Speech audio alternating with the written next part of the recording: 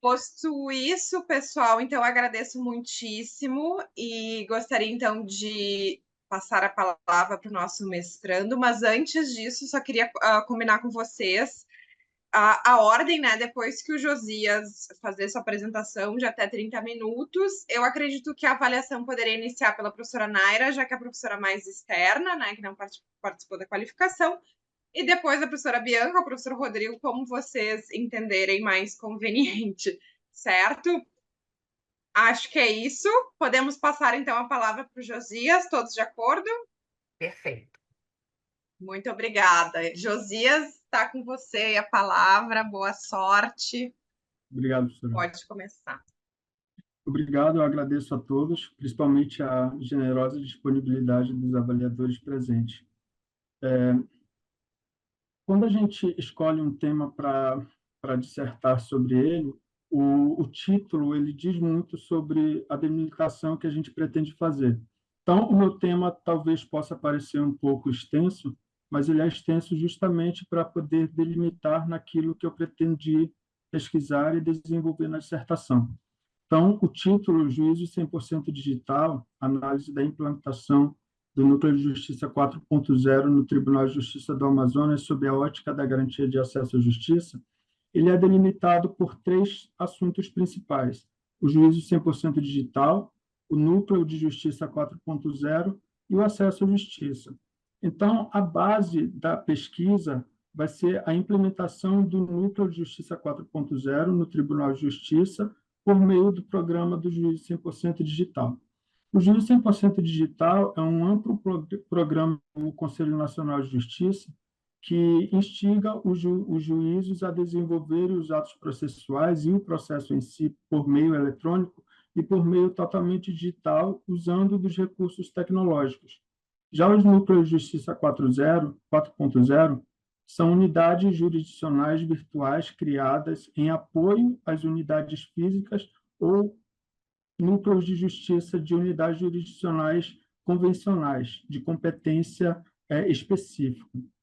Quando a gente analisa o juízo 100% digital, é um tema novo e que requer um amplo debate sobre várias vertentes, a gente pode analisá-lo de diferentes vieses. Por exemplo, pode-se analisar sobre os temas relacionados ao direito processual. Há muitas matérias processuais, incluindo o juízo 100% digital, matérias novas que dizem respeito à implementação de tecnologia no judiciário, como a prorrogação de competência, a competência territorial dos juízes e a própria forma de organização do judiciário.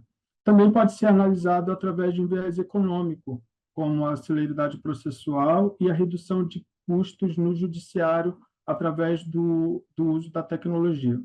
Eu optei por fazer essa análise enfatizando o acesso à justiça, porque nos tempos atuais o princípio da inafastabilidade da jurisdição ela requer um conceito amplo e atento à realidade da inovação tecnológica porque passa ao judiciário. Então, eu vou elencar alguns tópicos que vão fazer com que a gente reflita sobre a imposição da tecnologia no serviço jurisdicional e como isso impacta o acesso à justiça. Todo esse contexto vai se dar no Tribunal de Justiça do Amazonas, que é onde os núcleos que eu pesquisei foram implementados. A análise do problema de pesquisa, a análise do tema em si, vai servir para responder o seguinte problema de pesquisa. Será que a implantação do juízo 100% digital no Tribunal de Justiça do Amazonas, pelos núcleos de Justiça 4.0, favorece a garantia de acesso à justiça? Em princípio, a hipótese inicial é que sim, porque todos os recursos disponíveis hoje de automação judicial e de revolução tecnológica para o meio judicial, ele tende a garantir o acesso à justiça. Só que a gente tem que ver alguns detalhes, principalmente os detalhes específicos relacionados ao Tribunal de Justiça e às comarcas do Amazonas, notadamente as do interior do estado. Para responder a essa pesquisa, eu elenquei 3 capítulos na pesquisa. O terceiro é justamente sobre a implantação, ele vai detalhar como se deu a implantação e como isso impacta ou pode impactar no acesso à justiça. Mas antes, tem 2 capítulos teóricos que vão falar sobre a transformação digital, porque passou o sistema de justiça brasileiro, e como isso também impacta o acesso à justiça, que antes era de uma forma e hoje, nos tempos digitais, por meio da tecnologia, se apresenta de uma outra maneira. No início, é preciso ver o juízo 100% digital no modo que é hoje, através da utilização dos recursos de tecnologia e do processo eletrônico. Ele não começou assim de uma hora para outra. Para quem se lembra do processo físico, ele sempre foi daquela maneira de que os cartórios utilizavam-se do papel e de métodos muito manuais. Mas antes de adentrar o juízo 100% digital como ele é hoje, a gente precisa contextualizar onde o trabalho é realizado. A implantação do Núcleo de Justiça 4.0 ele vai se dar no contexto do estado do Amazonas. Pode parecer um pouco insólito para outras pessoas de outros estados, mas fazer a contextualização do estado é importante porque aqui a gente vai ter algumas peculiaridades que impactam diretamente no sistema de justiça. A gente está no maior estado do país, que tem uma vulnerabilidade geográfica por causa da dificuldade de acesso, e as comarcas do interior do estado, principalmente as mais longínquas da capital, elas não têm uma infraestrutura adequada, seja de tecnologia, seja de infraestrutura de transporte. Essas dificuldades regionais que a gente encontra aqui no Amazonas, ela impacta no acesso à justiça.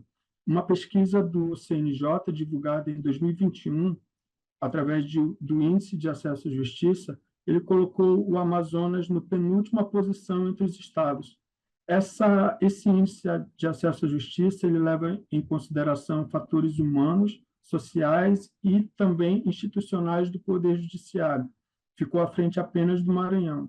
Isso nos revela que os impactos sociais, geográficos, demográficos e socioeconômicos da região vão impactar no acesso à justiça. Então, a gente tem que entender de imediato a contextualização em que a pesquisa foi realizada. Antes de adentrar também no juízo digital no Brasil, a gente faz um comparativo com o que existe nos outros países. Em países da União Europeia, nos Estados Unidos, notadamente também na França, no Canadá, existem as experiências das cortes digitais. Essas cortes são totalmente digitalizadas, em que o processo ele caminha totalmente automatizado pelo processo eletrônico.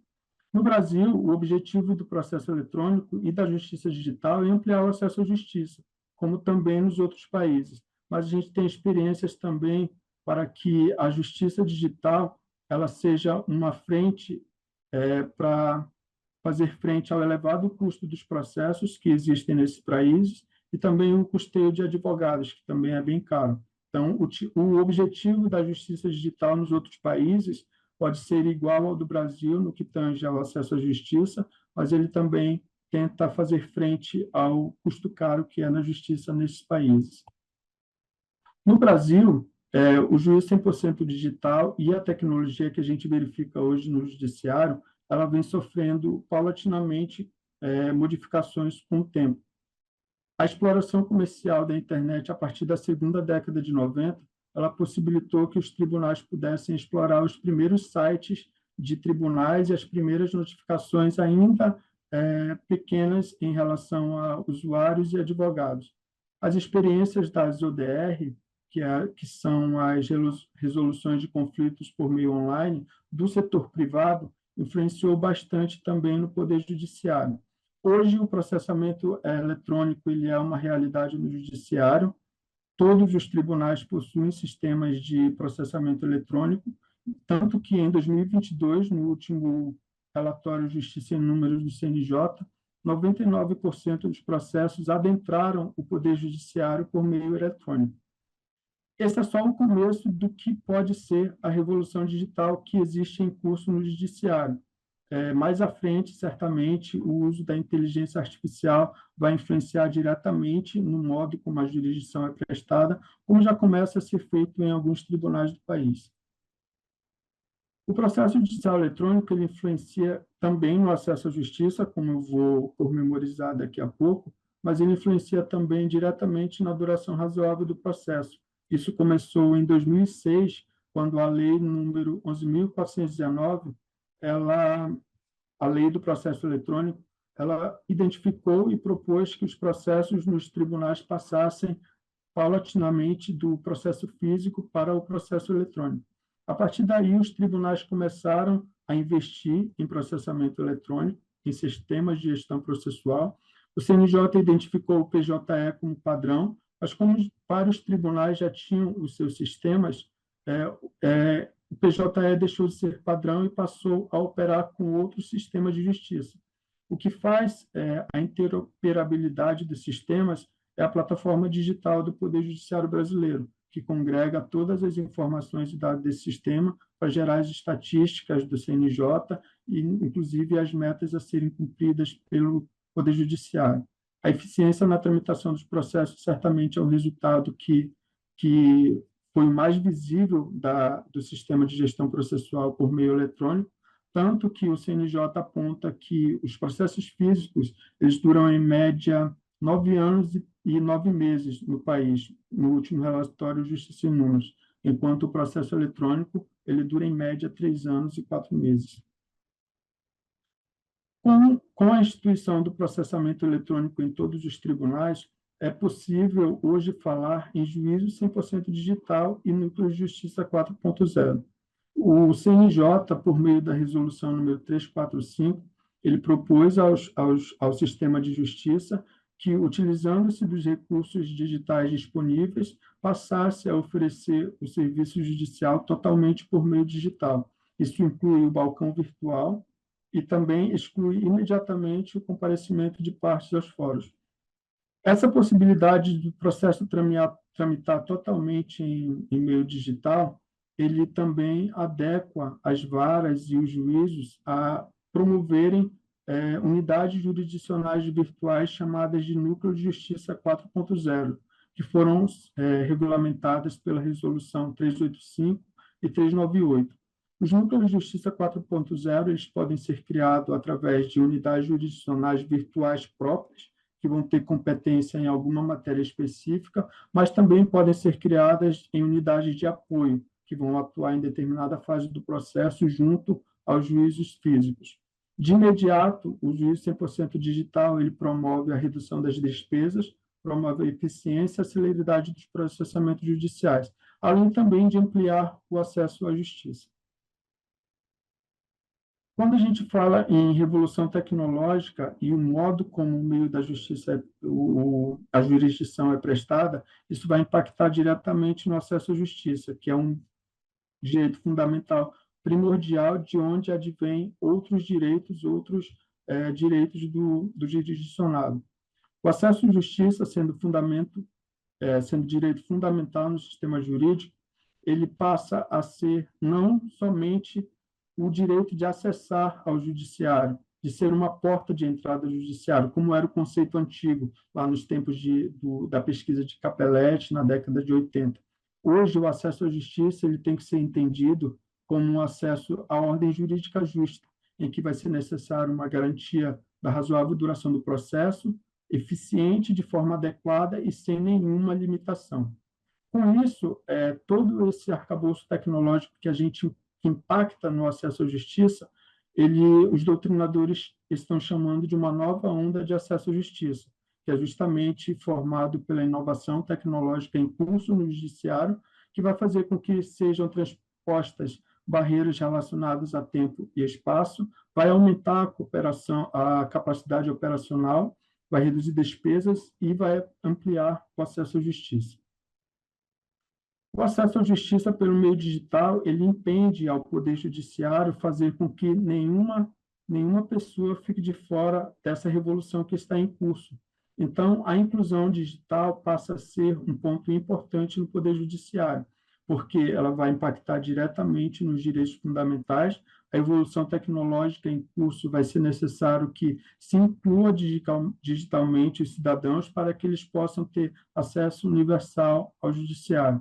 É por isso que tramita no Congresso Nacional do Brasil uma PEC chamada de inclusão digital, em que coloca como direito fundamental na Constituição a inclusão digital, para que as pessoas possam ter acesso, como política de Estado, acesso à internet, aos recursos tecnológicos. Isso vai favorecer o acesso à justiça, porque no futuro, hoje já acontece bastante, mas no futuro, certamente, os serviços judiciais serão feitos todos por meio da tecnologia. A pandemia de Covid-19, ela influenciou muito o juízo 100% digital e essas formas de tecnologia, porque de uma hora para outra, em 2020, os tribunais tiveram que fechar as portas por causa das medidas de restrições. Então, colocou-se em evidência todo o potencial que os recursos de tecnologia tiveram para que o serviço jurisdicional fosse continuado. Então, a tramitação eletrônica dos processos judiciais ela fez com que o judiciário se mantivesse com os serviços funcionando, mesmo em tempos de crises da pandemia. Os recursos que foram apresentados durante a pandemia, os programas, o juízo 100% digital, o balcão virtual, as audiências que passaram a ser totalmente virtuais, elas foram aprimoradas e permaneceram mesmo depois do tempo de crise da pandemia. Feito esse paralelo entre o acesso à justiça e a inclusão digital necessária, eu passo no trabalho a analisar como se deu a implantação do Núcleo de Justiça 4.0 no Tribunal de Justiça do Amazonas. Mas antes é preciso entender como se deu a virtualização no Tribunal de Justiça. O Tribunal de Justiça do Amazonas ele possui uma virtualização do seu acervo desde 2012. Desde 2012 já se utiliza o ProJude e o SAGE como sistema de gestão judicial. Em 2013, por exemplo, a utilização dos processos por meio eletrônico ela fez com que rapidamente se solucionasse a escassez de juízes no interior, porque havia um déficit de juízes nas comarcas do interior do estado e também não havia muita possibilidade dos juízes da capital ou de comarcas próximas assumirem essas comarcas sem juízes. Então, o processamento eletrônico, por meio do processamento eletrônico, foi possível os juízes da capital e juízes de comarcas próximas responderem cumulativamente em relação a essas comarcas sem juízes.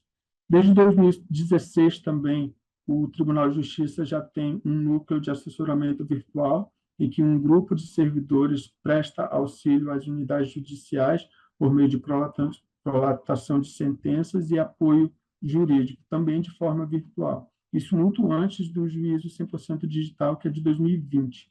Um programa de teletrabalho robusto também desde 2017, e em 2022 a criação dos núcleos de justiça 4.0, além de, no ano passado, todo o procedimento do Tribunal de Justiça ele é regulamentado através de um programa de governo digital, em que todos os processos administrativos, recursos, processos judiciais têm que tramitar por meio eletrônico. Foram implantados no Tribunal de Justiça 2 núcleos de justiça. Eles são de matéria de competência previdenciária, em que o INSS é demandado. Então, o primeiro núcleo de justiça ele é responsável por matérias acidentárias, o segundo núcleo de justiça por matérias previdenciárias.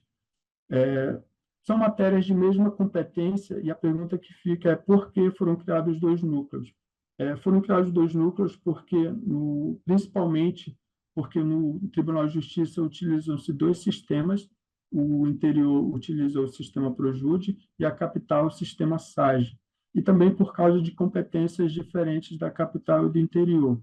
O interior, por não ter seção da Justiça Federal em várias comarcas, as ações previdenciárias são de competência do juízo local, do juízo estadual. Então, essa divisão entre acidentário e previdenciário se deu por conta disso. O primeiro núcleo de justiça ele tem competência territorial em Manaus e na comarca de Iranduba, e o segundo núcleo de justiça em todas as comarcas do interior do estado. Hoje, solicitaram apoio do núcleo, enviaram os seus processos previdenciários 24 comarcas do interior do Estado.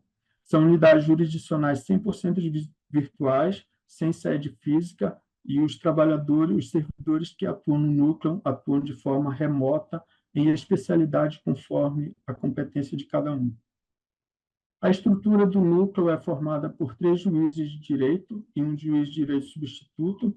O primeiro núcleo conta com 7 servidores e o segundo com 9. Aqui a gente tem uma discrepância que mais à frente eu vou informar o motivo e o que impacta essa quantidade reduzida de servidores. Um grupo de assessoria e um grupo de secretaria. Os 7 servidores são divididos em grupos de assessoria e grupos de secretaria.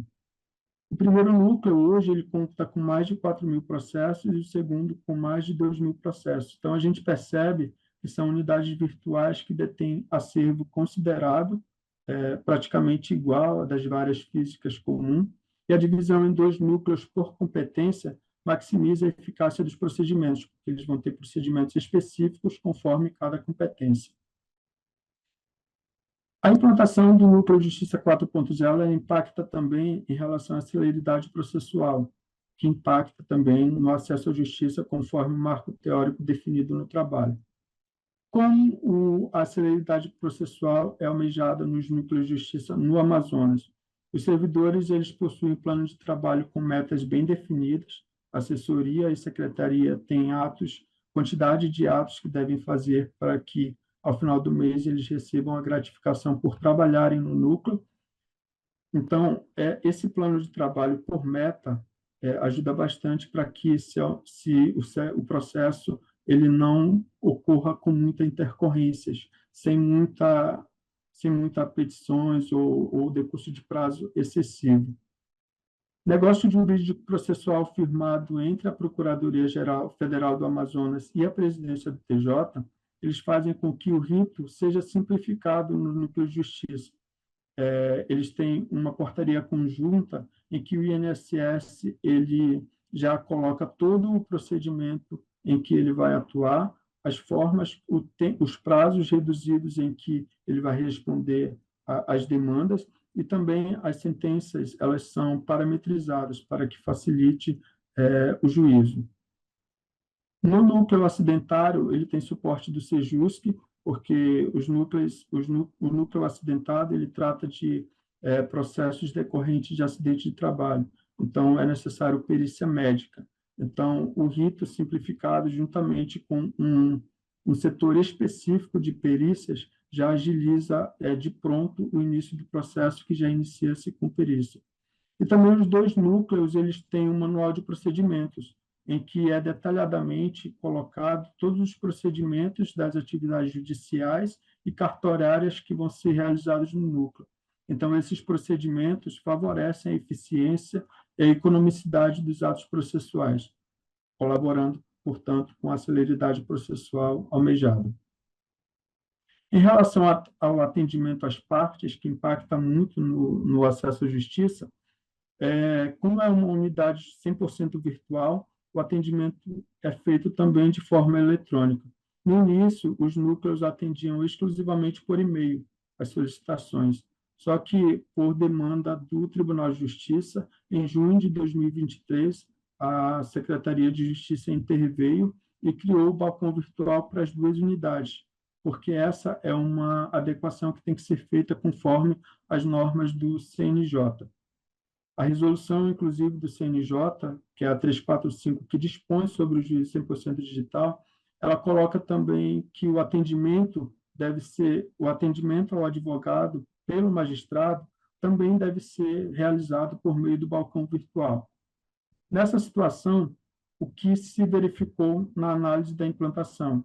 O atendimento às partes é garantido pelos meios virtuais, só que quando a gente verifica o ato normativo de implementação, não consta na resolução e nas portarias de implementação do Núcleo de Justiça 4.0 dispositivo acerca de atendimento exclusivo pelo magistrado. Então, essa é uma questão que pende de solução e pode impactar, por exemplo, em prerrogativas do advogado, quando ele quer ter acesso ao juiz meio que pelo meio virtual, e o dispositivo que implantou o Núcleo de Justiça não fala sobre isso.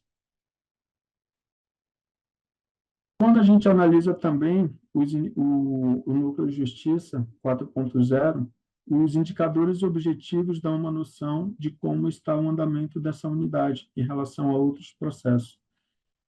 Os indicadores de julgamento, eu peguei os indicadores de julgamento porque são os que mais interessam em questão de metas e também porque indicam que aquele processo teve fim, com uma sentença, pelo menos. Então, a gente percebe que o índice de meta 1 do CNJ, que é julgar mais processos que os distribuídos, eles são bem consideráveis, 85% no núcleo 1 e 93,2% no núcleo 2. Quando se compara esse resultado com os juízos de competência civil comum, os juízes físicos, a gente tem uma diferença de menos de 4%. Então, esses índices gerais de cada núcleo acima de 85% favorecem o andamento processual e a gente consegue confirmar que os processos que entram no núcleo estão sendo julgados de forma célere. Outro indicador que eu verifiquei para análise foi o índice de julgamento. Esse é um índice interno do TJ, que faz uma relação entre as sentenças e o saldo de distribuição do ano.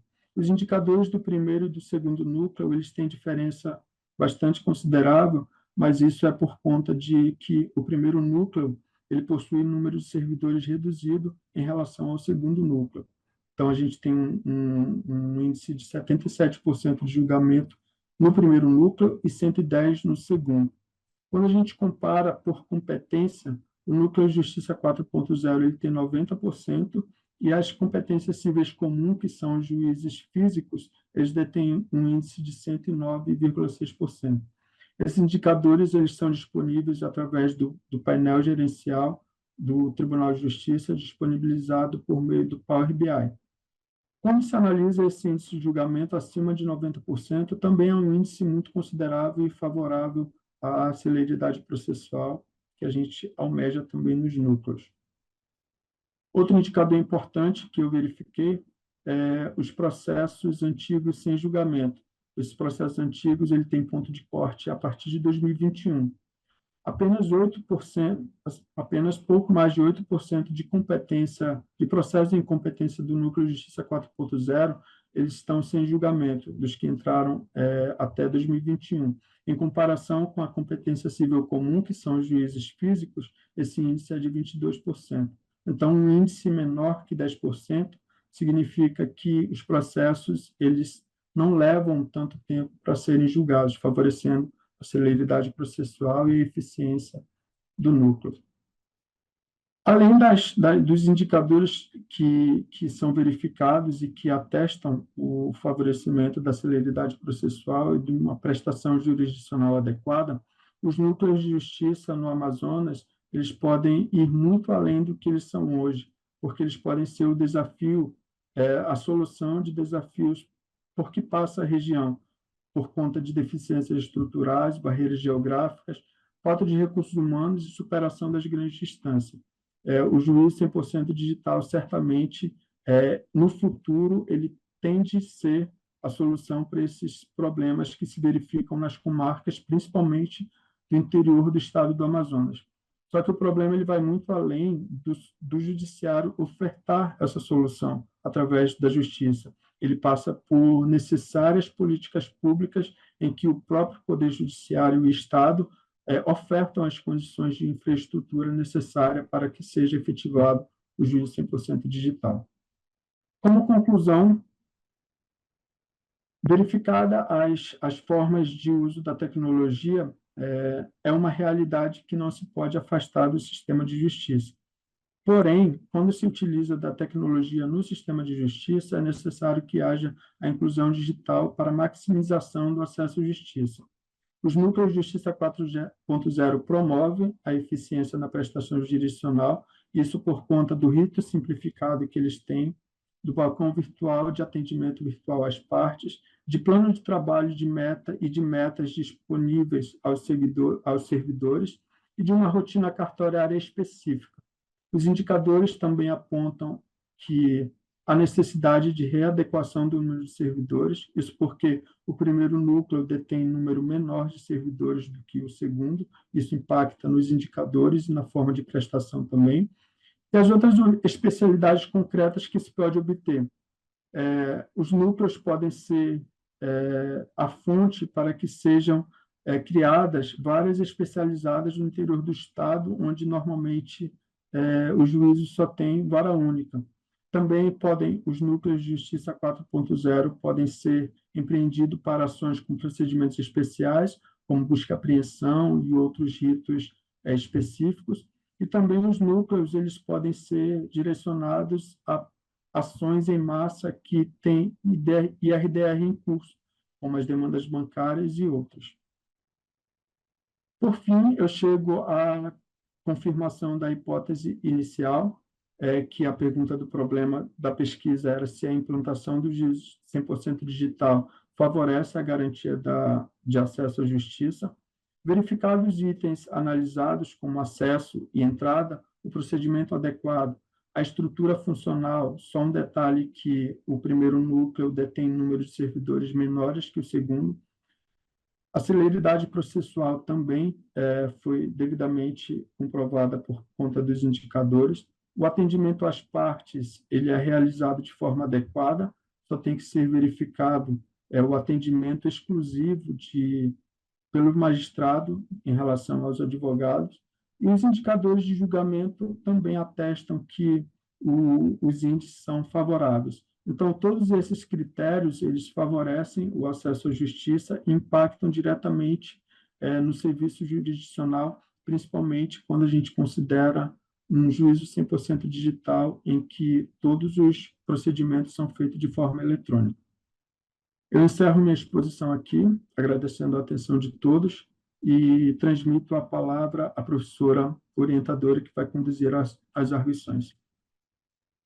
Muito obrigada, nosso candidato aqui, nosso mestrando Josias, muito obrigada por ter apresentado a sua dissertação.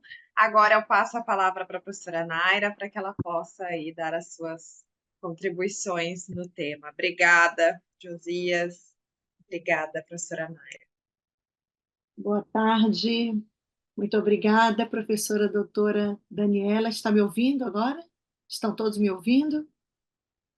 Porque no início estou só conferindo se meu microfone está certinho. Então, muito obrigada, professora Daniela Cravo, professora doutora Josias, muito obrigada a ambos pelo convite para participar dessa banca, que, vendo agora a sua fala, eu fiquei muito feliz em verificar como você tem domínio e conhecimento sobre o tema. Boa tarde aos demais professores membros da banca, professora doutora Bianca, professor doutor Rodrigo Bastos. Então, são só 3 professores, não é, professora? Me perdoe a dúvida agora, são só 3 membros da banca, para eu não faltar. Isso, os 3 membros. Então, fico muito feliz de estar aqui nesta banca. E Josias, mais feliz ainda porque eu faço parte do Núcleo 4.0, sou juíza membro titular do primeiro Núcleo 4.0. Só um adendo, esse foi um dos motivos porque nós convidamos a senhora. Muito obrigada. Por conhecimento de causa. Fico feliz atuando na parte dos processos acidentários. Então, você trouxe aí na sua fala levantamentos que são muito importantes para nós observarmos e avaliarmos a diferença realmente na efetividade entre ambos os núcleos, né? E também em relação aos juízos tradicionais, aos juízos físicos propriamente ditos. Eu, sendo titular de vara civil, também atuo, não só, sempre atuei nos processos acidentários na vara de que sou titular, e verifico que a circunstância de atuação no núcleo, ela não se difere em termos de praticidade, porque nós temos seguido os procedimentos padronizados, parametrizados, que são recomendados pelo tribunal para atuação nas ações acidentárias, e isso facilita sobremaneira o próprio escoamento, o andamento processual dessas ações e como também aos julgamentos, tá? O seu trabalho, Josias, ele foi muito bem escrito, eu fiz uma leitura minuciosa da sua dissertação e fiquei feliz de ver como você fez ali um esboço histórico, não só da implantação dos juízos de núcleo 4.0, como a própria virtualização dos processos na justiça, a justiça do Brasil inteiro. Então, nós vemos que desde na década do ano 2000 até 2010, iniciaram-se de maneira um pouco mais tênue a virtualização, os procedimentos de virtualização processual em todo o Brasil, que ganhou força realmente no final daquela década, lá pelos anos entre 2006 e 2009, especialmente aqui no nosso Tribunal de Justiça do Estado do Amazonas, nós tivemos ali o início da virtualização em massa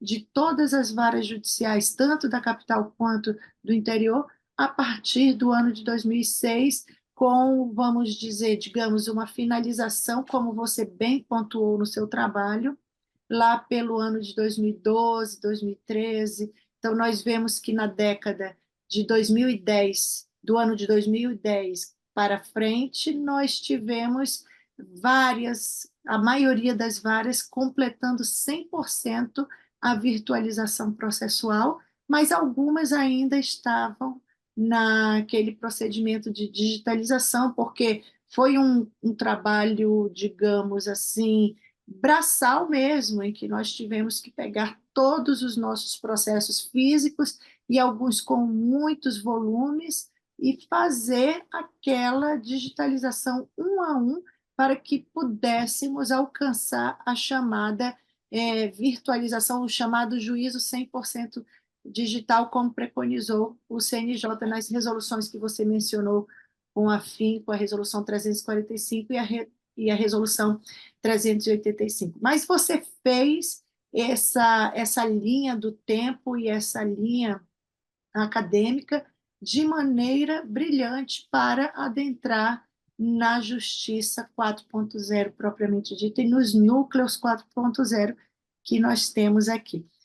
Tem algumas situações que eu verifiquei no seu trabalho a título acadêmico que eu fiz as anotações e vou passar para você. Tem algumas questões com pequenas concordâncias que eu gosto de pontuar, mas não acho válido mencionar verbalizando aqui. Eu passo para você posteriormente, porque eu sei a dificuldade que nós temos ao cursar um mestrado, ao cursar um doutorado, chegar ao ponto de entregar uma dissertação ou uma tese pronta não é uma tarefa tão simples e algumas palavrinhas acabam fugindo realmente ao nosso controle. Isso eu vou passar para você posteriormente para você fazer essas pequenas correções.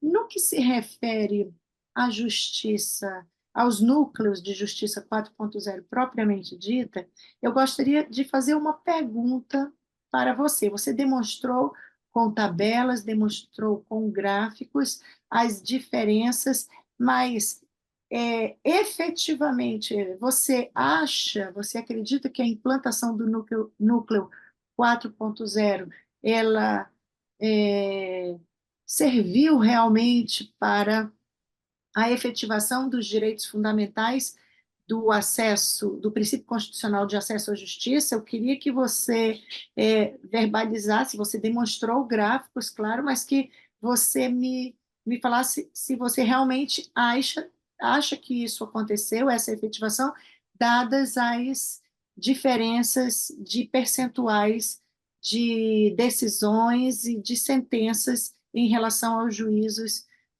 digitais e os físicos, tá? Outra pergunta que eu gostaria que você me respondesse, você mencionou que não existe uma previsão na portaria de criação sobre o atendimento do magistrado, 2 advogados por parte dos magistrados que compõem o núcleo. Em razão desse gap, dessa lacuna na portaria, você teria como imaginar e me dizer uma solução imediata, prática, para esse claro que ficou, esse gap que ficou na situação do atendimento virtual, dos advogados, já que existe uma previsão de um balcão virtual para os demais? Então, eu queria que você me trouxesse agora uma solução prática, independentemente da não existência na portaria dessa previsão, tá? E terceira pergunta, eu quero que você me diga a que você atribui a diferença que você mencionou de julgamento do primeiro núcleo, tá? Que é o núcleo de ações acidentárias, que você mencionou que tem um percentual de 77% de julgamento, e você demonstra isso em tabelas na sua dissertação, para um percentual de aproximadamente 110% do núcleo 2, do segundo núcleo, que trata das demais ações previdenciárias também. A que você atribui essa diferença de percentual de julgamento? Então, são essas as perguntas que eu gostaria que você me respondesse. Ok. Professora, em relação à primeira pergunta sobre a efetividade do princípio constitucional de acesso à justiça pelos núcleos de justiça 4.0, especificamente quanto à implementação desses núcleos no Tribunal de Justiça do Amazonas, antes eu vou fazer um marco teórico do que é o acesso à justiça e como ele foi definido no trabalho. Então, o acesso à justiça no conceito antigo de Capelletti, ele se preocupava somente em relação a adentrar o judiciário. E aí aquelas 3 ondas que ele fala sobre a necessidade de se verificar as custas, a Defensoria Pública, o Ministério Público nos direitos difusos e a necessidade de uma adequada forma de resolução de conflitos. Quando a gente analisa o núcleo 4.0, a gente passa a verificar que o acesso à justiça passa a ter outros vieses a serem considerados.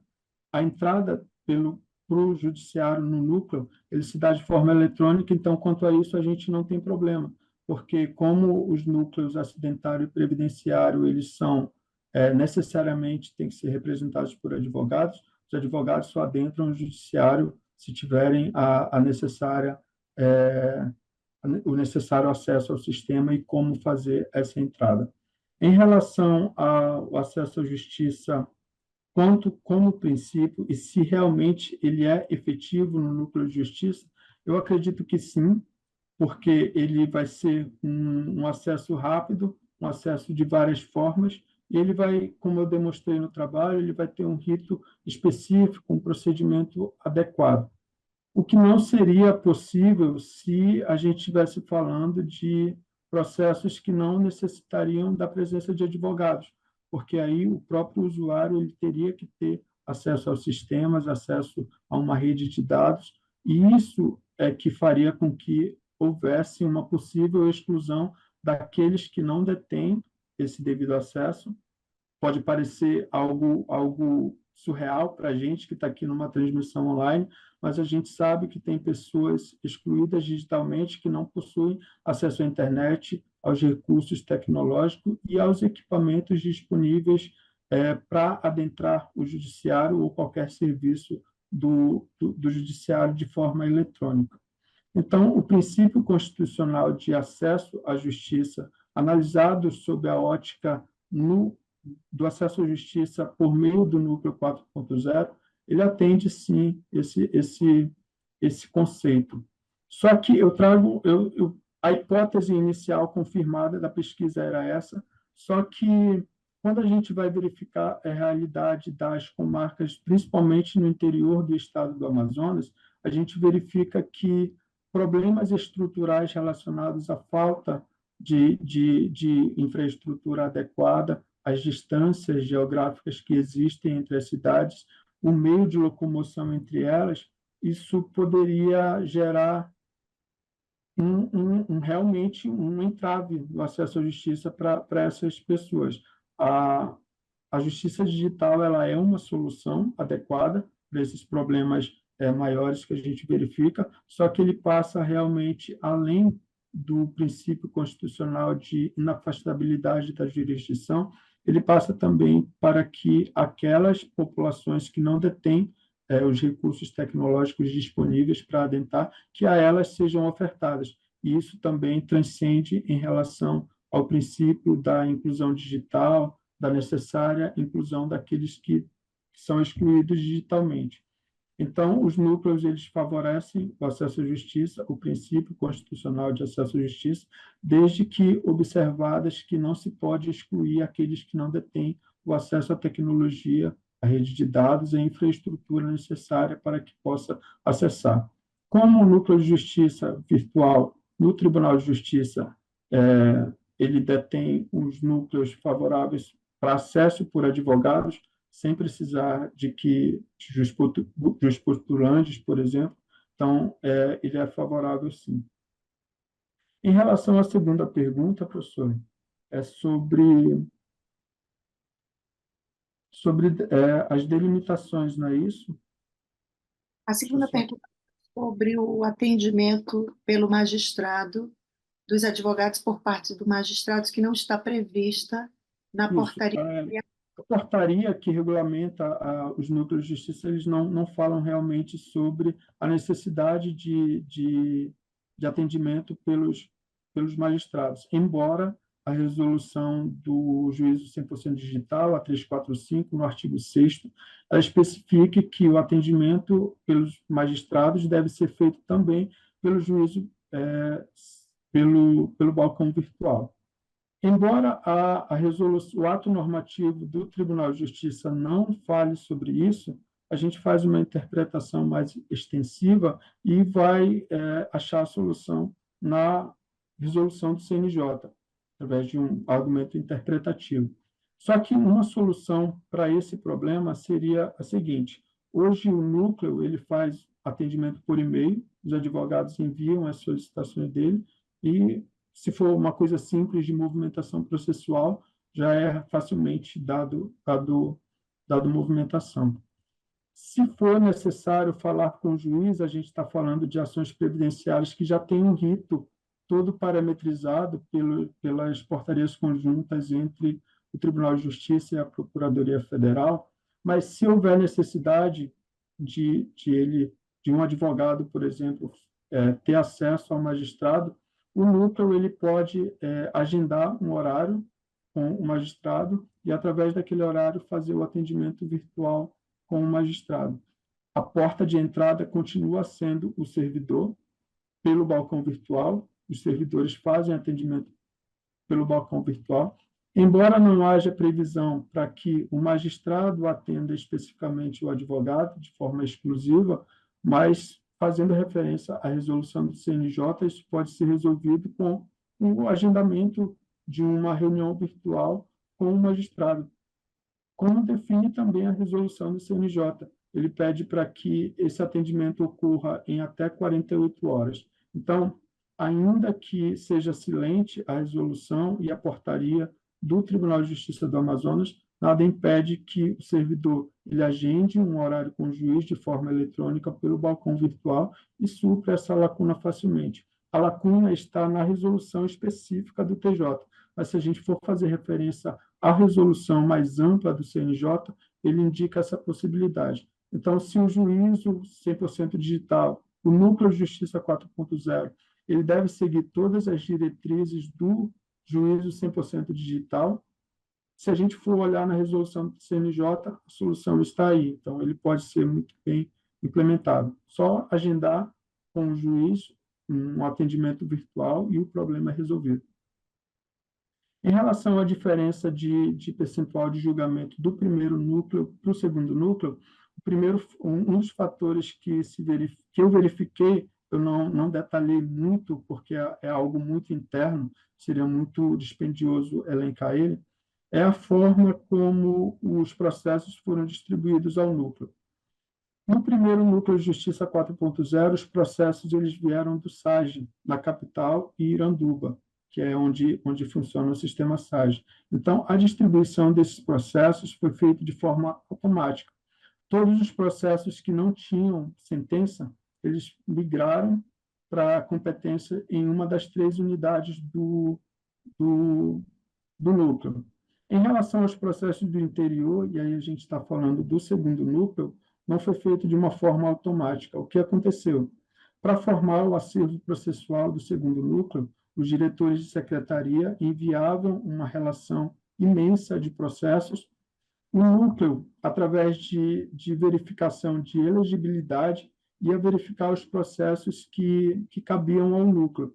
Então, o que acontece? No acervo do segundo núcleo ficou pequeno, porque pouquíssimos processos eram de competência do núcleo, porque as ações previdenciárias do interior elas precedem de uma perícia social, de uma audiência de instrução de julgamento para verificar a capacidade daquela pessoa que está entrando com a ação de receber o processo, o auxílio previdenciário.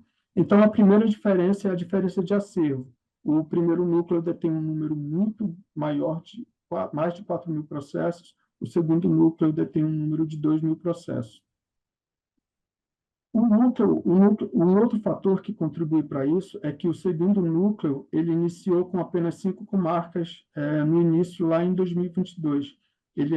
Embora a competência seja em todo o território, 5 comarcas começaram a mandar os processos.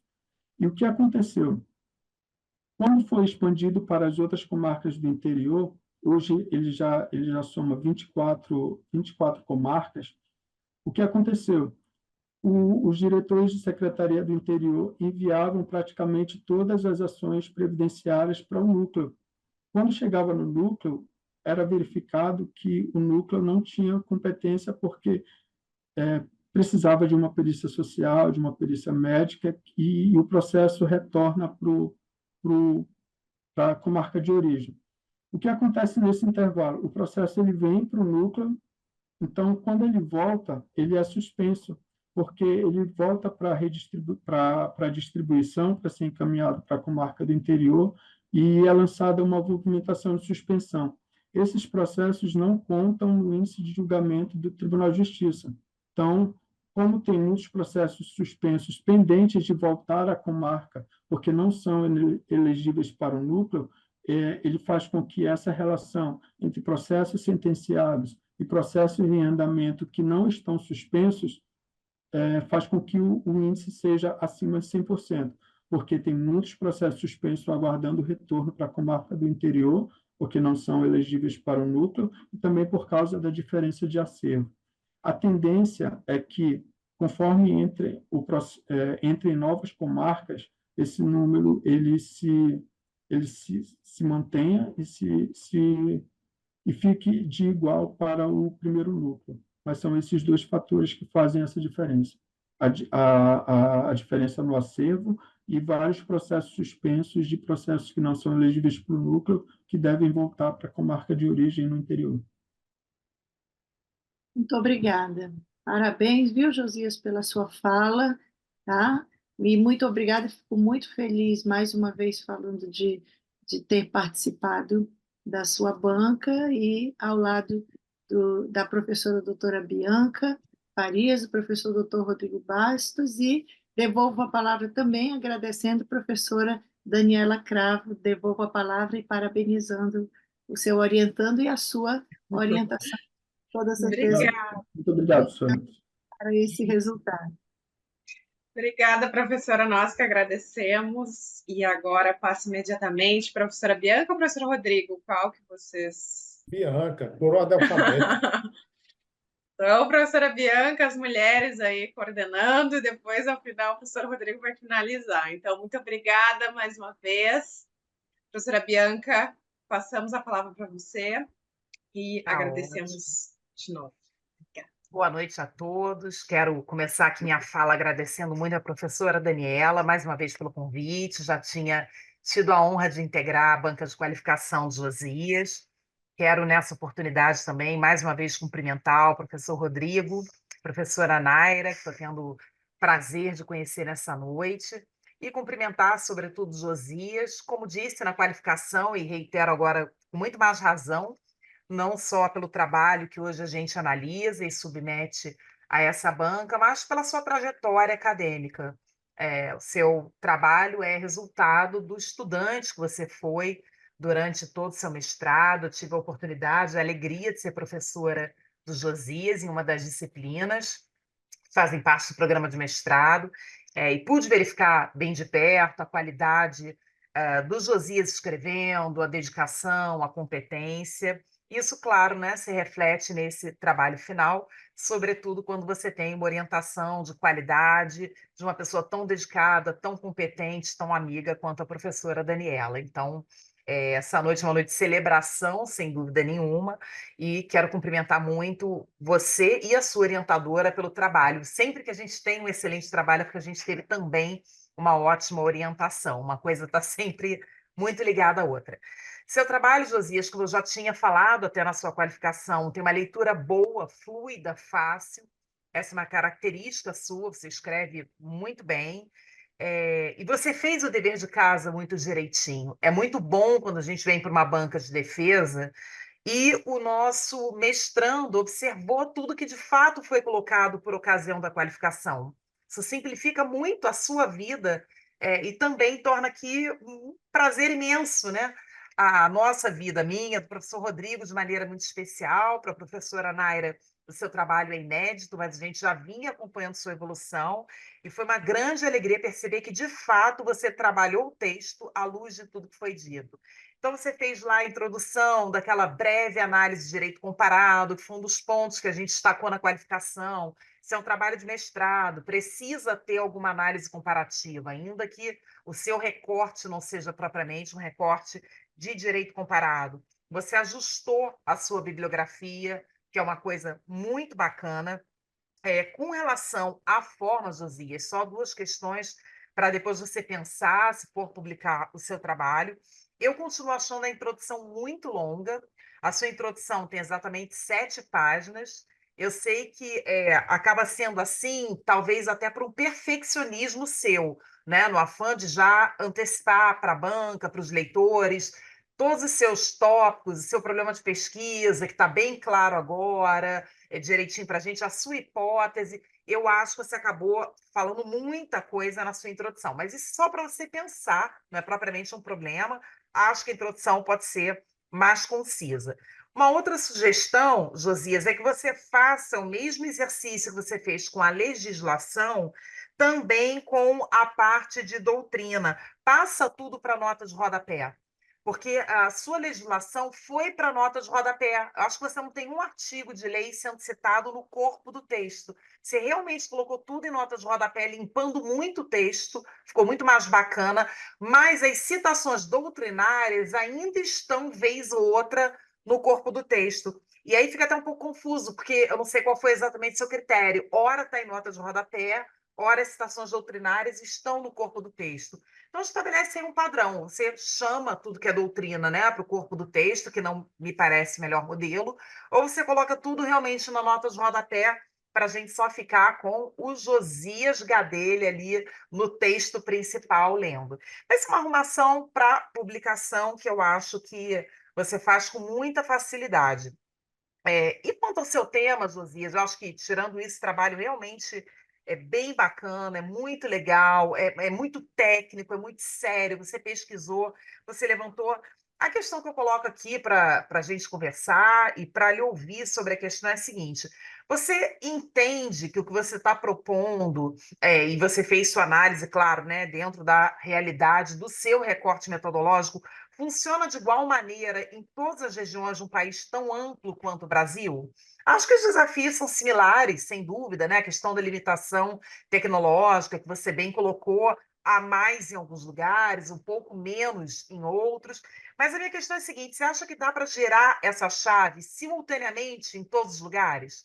Será que dá para a gente falar que é bom que se tenha no Brasil juízos 100% digitais funcionando simultaneamente?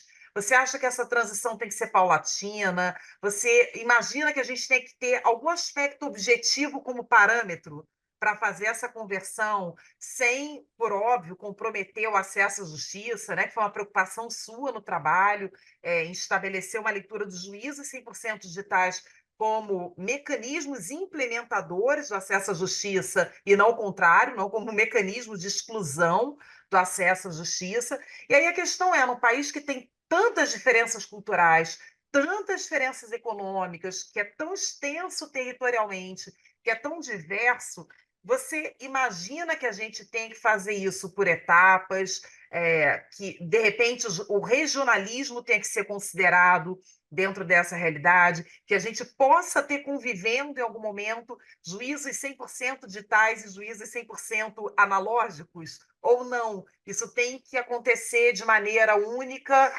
observando as resoluções que você bem mencionou, notoriamente a resolução 345, e qual seria o parâmetro, qual é o critério para a gente dizer que um determinado local está apto a fazer essa conversão, a funcionar nesse modelo de juízo 100% digital e chegar numa experiência positiva, como foi, por óbvio, a sua conclusão, né? Dentro do seu recorte, quando você fala especificamente da realidade do Amazonas. Então, essa é a minha dúvida, Josias, na verdade, muito mais uma provocação para lhe escutar, e eu quero encerrar essa minha rápida fala exatamente como comecei, te parabenizando pelo seu trabalho, pela sua trajetória, pela sua capacidade de produção, certa de que em breve a gente vai ter aí oportunidade de acompanhar a sua tese de doutorado e outras grandes contribuições suas acadêmicas. Siga em frente, porque o caminho é esse aí. Parabéns também à sua orientadora. Mais uma vez, muito obrigada pelo convite. É uma honra estar aqui contigo, com o professor Rodrigo,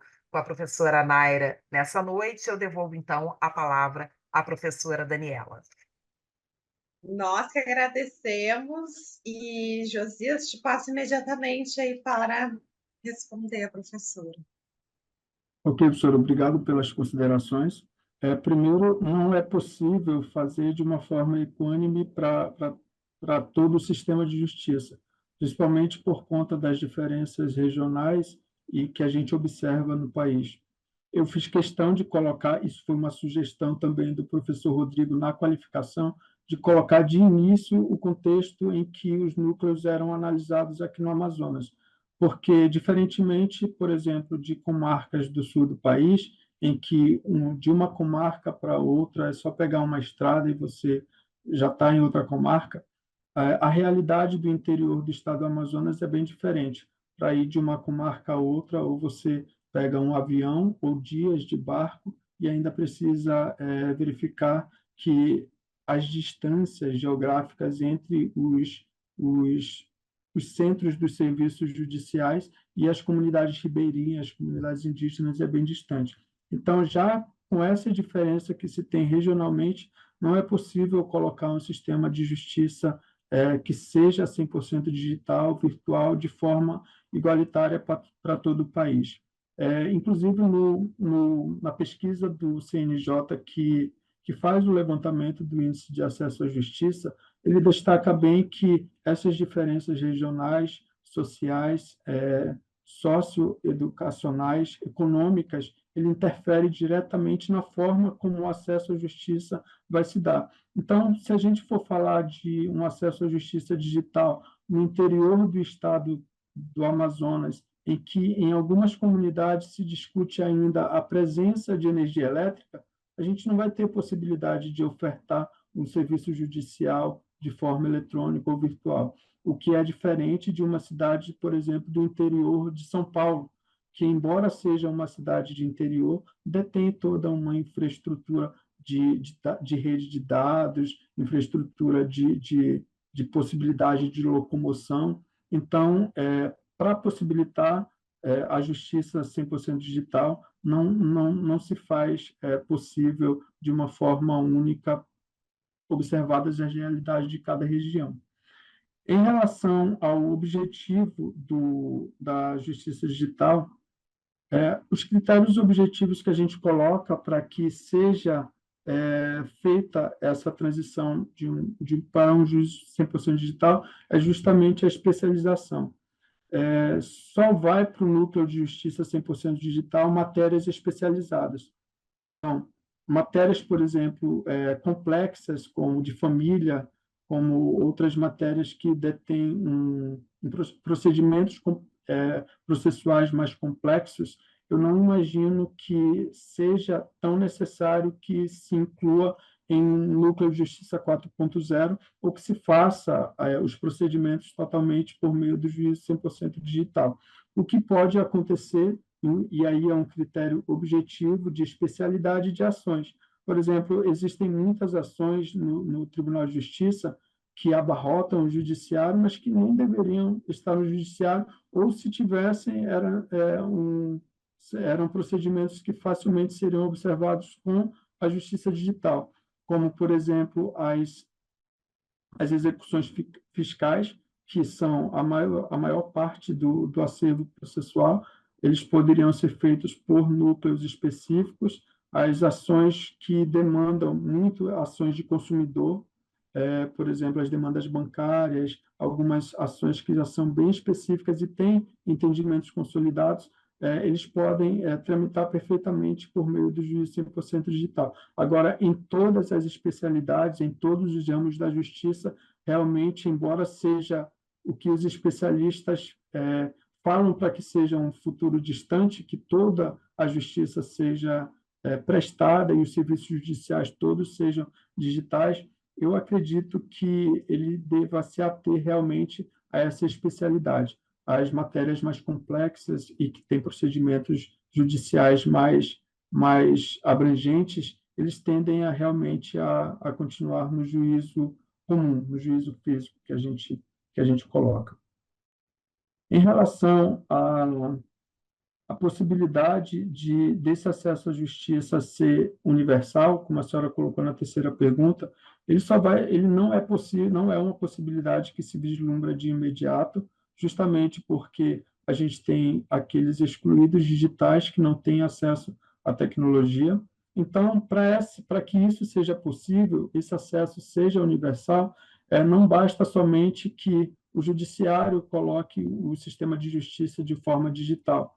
E é uma crítica, inclusive, que alguns especialistas fazem, que o judiciário se preocupa muito com a estrutura interna de automatizar os recursos, os processos e os juízos, e esquece um pouco da parte externa, que é a quem é ofertado o serviço judicial.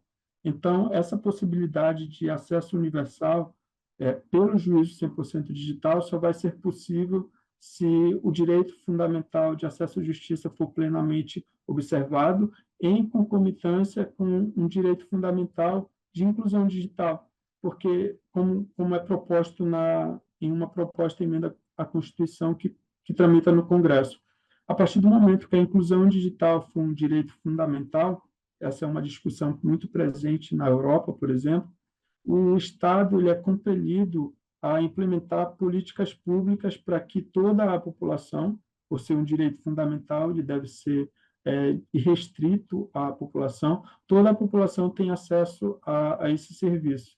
Enquanto isso não acontecer, a gente vai ter não é possível a universalização do acesso à justiça por meio do juízo 100% digital e por meio de toda essa revolução tecnológica que a gente verifica em curso no judiciário. Perfeito, Josias. Muito obrigada.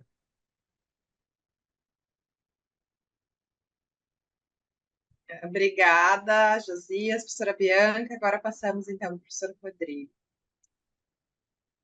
Boa noite, professora Mayra, Bianca, Daniela, meu querido Josias. A vantagem e a desvantagem de ser o último é que eu podia simplesmente acompanhar as relatoras que me antecederam e encerrar o assunto por aqui, mas não farei isso.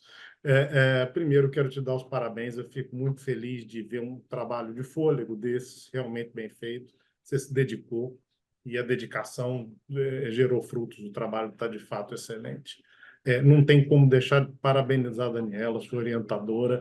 Eu já orientei alguns trabalhos, a gente sabe o quanto que isso é árduo e o tanto que é difícil ter um orientando da sua qualidade, né? É difícil conseguir um, e quando a gente consegue, dá muito gosto, a gente fica feliz. Então, o seu trabalho está excelente, eu não tenho nenhuma crítica. Isso aqui, na verdade, deveria ser um ato de violência simbólica. Eu devia fazer um monte de maldade com você, um monte de pergunta difícil antes de te elogiar, mas não vou fazer isso, não. Acho que eu só tenho elogios a fazer ao seu trabalho. Seguindo aqui a linha da professora Bianca, espero que você tenha fôlego para emendar no seu doutorado. Acho que a partir do seu trabalho surgem questões extremamente interessantes que eu vou te sugerir para você pensar a respeito delas. Primeiro é o seguinte, você fala de acesso à justiça, né? Acesso à justiça me parece que tem muito a ver, além de com as portas de entrada no judiciário, que é aquilo que você falava, o acesso à ordem jurídica justa.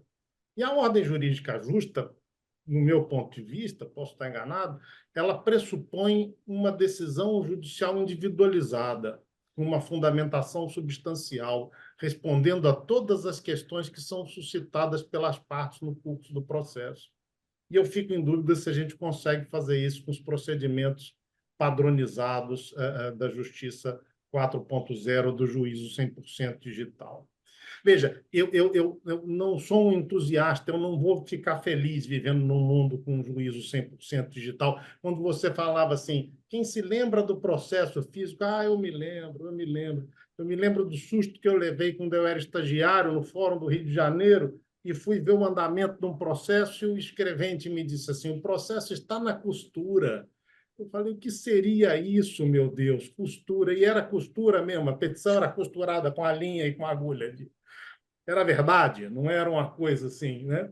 Então, eu sou desse tempo, que o processo era de fato costurado, era o processo físico, aquilo era uma desgraça. Em todas as secretarias, em todos os cartórios, você tinha arquivos moribundos, né? Aquele processo que não está nem morto nem vivo, está perdido num canto. Isso a gente conseguiu acabar com o juízo 100% digital. Mas essa virtualização total do acervo, ela tem alguns efeitos colaterais. E um deles é a padronização, a pasteurização, melhor diria eu, das decisões judiciais, que nem sempre vai resultar num acesso à justiça real, um acesso a uma ordem jurídica justa através de uma sentença devidamente fundamentada. Isso é só para você pensar a respeito do seu doutorado. Eu acho que no futuro não tem jeito, o judiciário inteiro vai ser virtualizado, a gente vai usar a informática para tudo. Eu sou um grande fã de ficção científica, de Jornada nas Estrelas. Não sei se vocês gostam, mas tem uma raça que chama os Borg. Os Borg, eles são meio humanos e meio máquinas. E quando os Borg chegam numa civilização, eles dizem assim, o mundo tal qual vocês conhecem não existe mais. Agora vocês irão nos servir. Resistir é inútil. É isso que acontece com a entrada da informática no Poder Judiciário. E outra coisa que eu acho que seria uma boa sugestão para você pensar a respeito é como é que a gente lida com uma certa esquizofrenia do próprio CNJ. Ao mesmo tempo que ele quer a virtualização, ele quer que o juízo seja 100% digital, ele determina o retorno das sessões presenciais, ele determina o retorno das audiências presenciais. A coisa fica um pouco complicada. Como é que eu vejo isso? Eu vejo nisso um conflito geracional. E falo por mim mesmo, eu sou um migrante digital. Dizia para você, quando eu começo na advocacia, não existia nem telefone celular. Não existia esse negócio. O processo era na ficha, lambida. Assim. Então, eu estranho muitas vezes a tecnologia. E as pessoas de outras gerações anteriores à minha, que hoje estão no Poder Judiciário, no CNJ, nos tribunais, estranham mais ainda. É uma prática comum, você vê no tribunal, mesmo com o uso do SAGE, todos os desembargadores levam seus votos impressos, que eles vão votar naquela sessão para ler o voto no papel, porque a intimidade deles com o computador é quase zero. Então, eu acredito que disso decorra essa certa esquizofrenia. Mas, enfim, Josias, isso são só divagações aí para você pensar, não desistir, emendar direto no seu doutorado. Seu trabalho é de fôlego, excelente. com a orientação firme da Daniela, mesmo que você tenha outro orientador ou vá fazer o doutorado noutra instituição, não perca o contato da sua orientadora, que ela será muito útil a você, talvez até decisiva. Tá? Meus parabéns. Enfim, não tenho nem o que te perguntar além dessas sugestões. As minhas antecessoras já fizeram todas as perguntas pertinentes possíveis.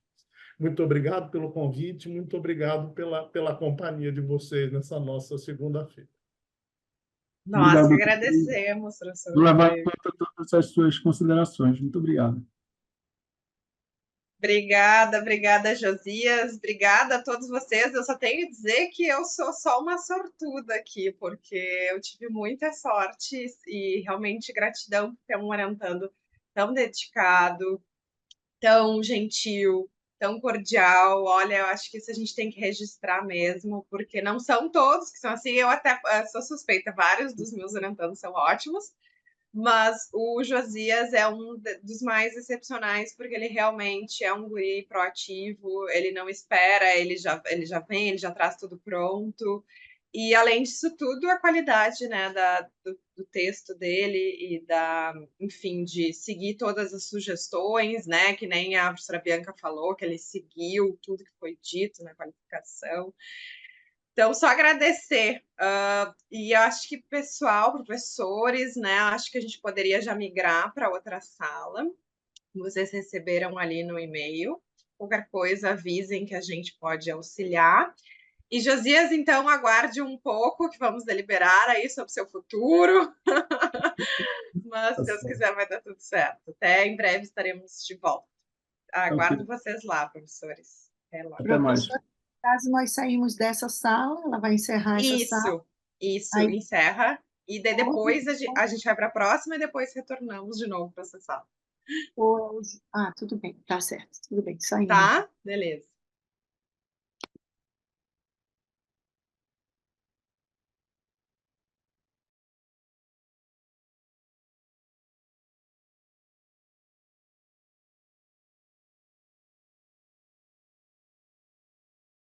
Leane, aparece, fala comigo. Estou abrindo a sala aqui, a sala está cheia, temos muita gente aqui acompanhando. Tem um pessoal de olho aí, para ver se eu fiz a minha obrigação, como já fizeram. Já falaram que é a minha obrigação. Parabéns, fez uma excelente apresentação, arrasou. Obrigado. A nota vai ser boa. Estamos esperando.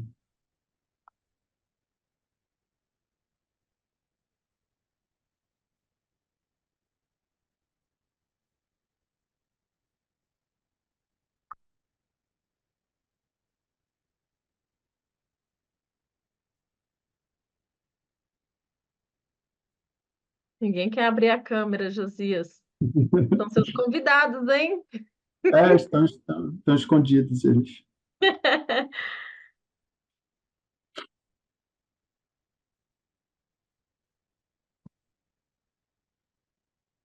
O Pedro, a Gabriele.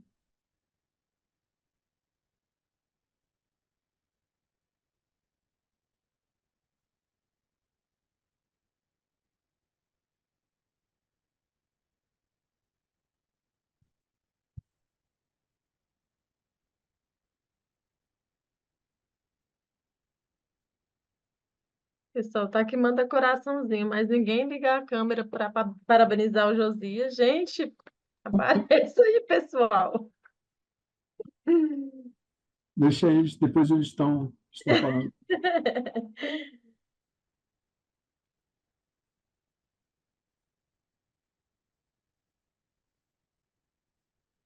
Agora é aguardar, né? O pessoal retornar da deliberação, desses minutos que sempre demoram uma eternidade, mas Parece faz que a gente entrou parte. no mundo, né?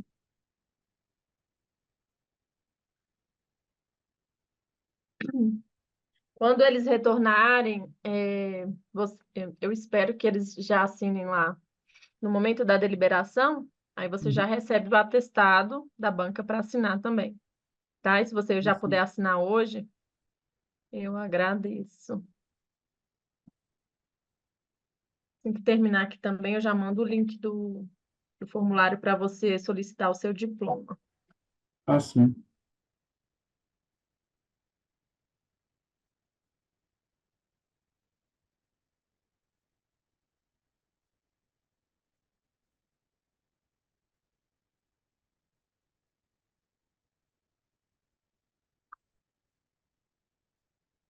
Tem muita gente da família aqui, né?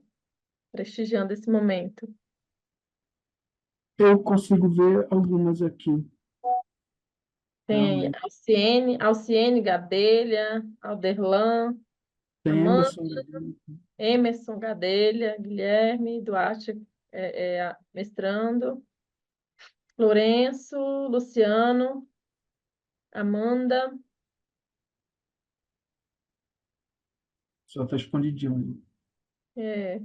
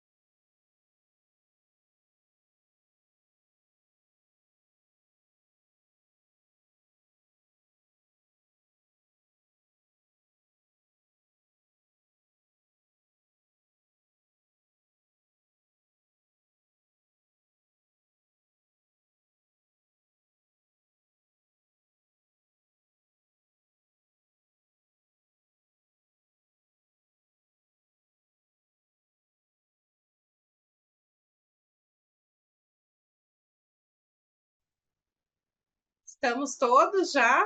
Acredito que sim. Bom, sim.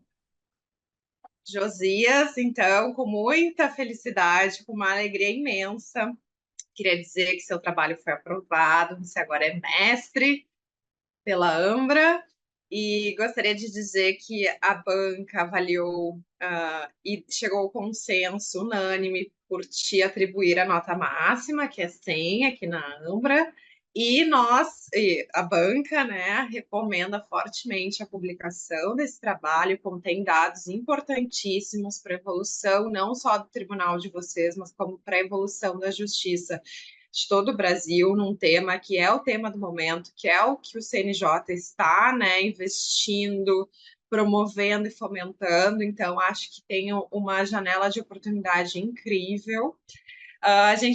Nós, professores também, que nem o professor Rodrigo, e eu respaldo, e eu acredito que as outras professoras também, desejamos que você continue na jornada acadêmica, estimulamos fortemente que não pare, né? Ingresse aí quanto antes, às vezes até melhor, porque vai deixando, vai deixando.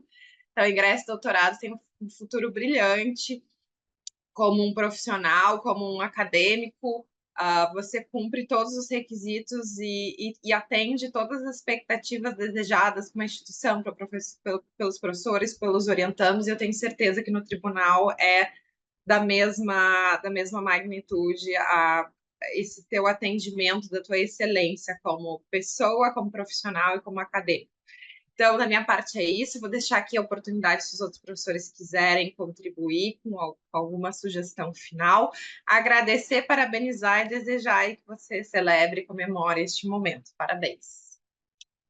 Eu reitero, Josias, as palavras da sua orientadora, da professora Daniela.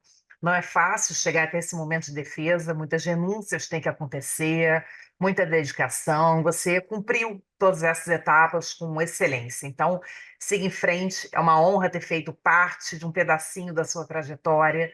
É muito bom ver o seu sucesso, poder aplaudir. Não tem nada que professor deseje mais do que isso, né? Ver os seus alunos brilhando. E conta sempre com a gente. Estamos sempre aqui, atentos à sua caminhada, sempre disponíveis para o que você precisar. A gente tem certeza de que a sua jornada vai ser marcada por muito sucesso. Você merece, não é sorte, é talento, é dedicação, e é um prazer ter feito parte também dessa noite tão importante da sua vida. Obrigada por essa oportunidade, parabéns à professora Daniela e conta sempre comigo. Obrigado, professora. Eu também parabenizo, Josias, fiquei muito feliz e digo uma coisa para você: não pare, publique logo sua dissertação e já emende aí um doutorado.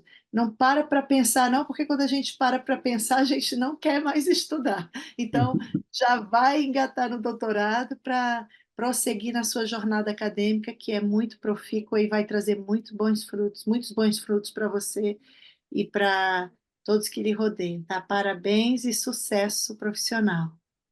Muito obrigado, professora.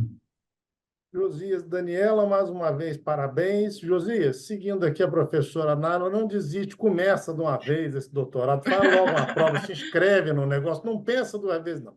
Se você parar um pouquinho, você esquece como é que faz bibliografia, é uma desgraça. Você não para, não, vai logo enquanto está no pique, enquanto está na adrenalina. Muito obrigado pelo convite, mais uma vez, obrigado pela companhia, foi uma... Você vê, uma segunda-feira à noite, a gente está numa banca, ser boa, tem que ser muito legal mesmo, tanto o trabalho quanto as pessoas que a compõem. Muito obrigado, gente. Obrigado, eu queria agradecer a generosa disponibilidade do tempo, professor Rodrigo, professora Naira, professora Bianca. Certeza que vocês também são exemplos de dedicação na vida acadêmica, na vida profissional. Muito obrigado mesmo. Em especial a professora Daniela, foi uma orientação muito cirúrgica, muito direta, sem rodeios.